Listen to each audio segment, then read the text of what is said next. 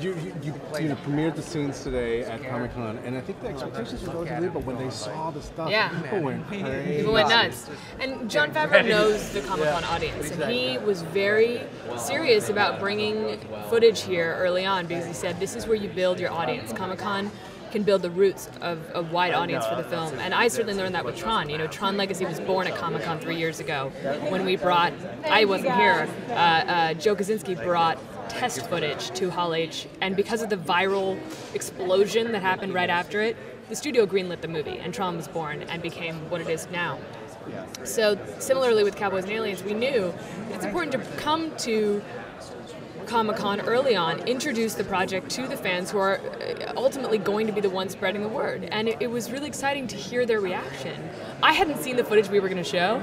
I just knew, I kept saying, John, how could we have any footage? We just started shooting.